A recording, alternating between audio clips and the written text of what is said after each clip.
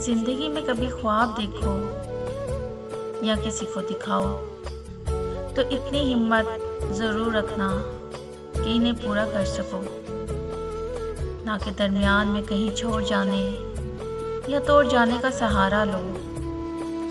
जो ख्वाब तोड़ता है इसका कुछ नहीं जाता, मगर जिसके ख्वाब टूट जाते हैं वो आंखों से नोच कर तुम्हारे झूठे लफ्ज़ों की किरचियाँ नहीं निकाल पाता। वो टुकड़े इसकी आंखों में बेवस्त रहकर इन्हें हर वक्त ज़ख्मी करती रहती हैं। अक्सर लोग कहते हैं खुद को मौत देना हराम है और दीन भी यही कहता है, मगर जो लोग जिंदा लोगों को मार देते हैं इनका हिसाब क्या? जिनके चेहरों से हंसी खुर्च दी जाती है इनका क्या? कोशिश करो जिनमें तुम जिंदा हो इनको भी जिंदा रहने दो।